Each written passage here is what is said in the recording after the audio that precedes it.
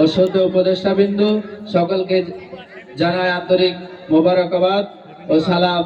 আসসালামু আলাইকুম। ওয়া আলাইকুম আসসালাম। সমস্ত প্রশংসা একমাত্র আল্লাহ সুবহানাহু ওয়া তাআলার জন্য, যিনি আমাদের সৃষ্টি করেছেন, জ্ঞান দান করেছেন এবং ন্যায় ও সত্যের পথ দেখিয়েছেন। শান্তি ও দরুদ বর্ষিত হোক আমাদের প্রিয় নবী হযরত মুহাম্মদ সাল্লাল্লাহু আলাইহি ওয়াসাল্লামের উপর, যিনি আমাদের জীবনের প্রতিটি ক্ষেত্রে আদর্শ রেখে গেছেন। আজকের এই দিন আমরা স্মরণ করছি সেসব বীর শহীদের, যারা নিজেদের জীবন উৎসর্গ করে আমাদের মাতৃভাষা অধিকার প্রতিষ্ঠা করেছে। 21শে ফেব্রুয়ারি শুধু একটি তারিখ নয়, এটি আত্মত্যাগের প্রতীক, ন্যায়ের প্রতীক, সংগ্রামের উদাহরণ।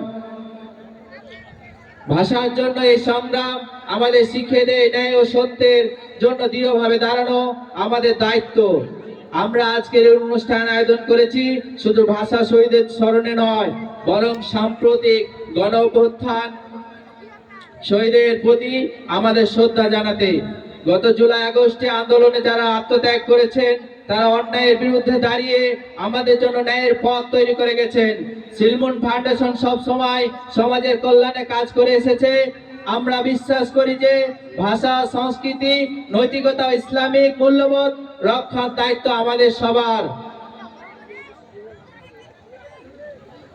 আমরা অসহায় ও দরিদ্র মাঝে পাশে দাঁড়ানোর জন্য বিভিন্নভাবে সাহায্য করার চেষ্টা করেছি, যেমন আর্থিক সহযোগিতা, শীতবস্ত্র বিতরণ, ঈদ সামগ্রী বিতরণ, স্কুল,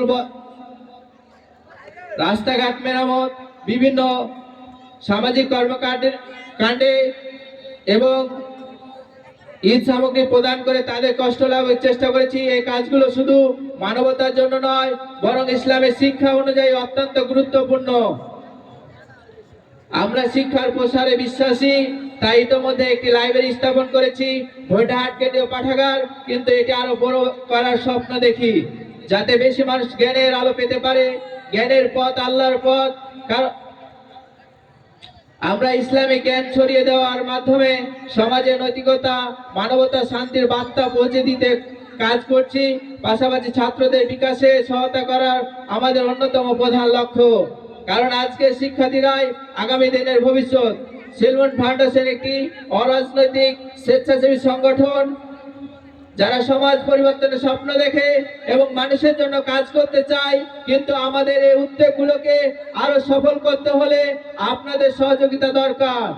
আপনারা যদি আমাদের পাশে থাকেন, তাহলে আমরা আরো বেশি মানুষের সেবা করতে পারবো, আরো বড় স্বপ্ন দেখতে পারবো।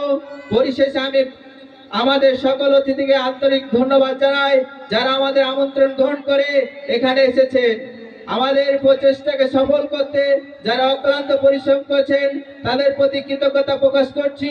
আসুন আমরা একসঙ্গে শপথ নিই, আমাদের ভাষা, সংস্কৃতি, নৈতিকতা, ইসলামিক মূল্যবোধ ও সমাজের উন্নয়নে সর্বদা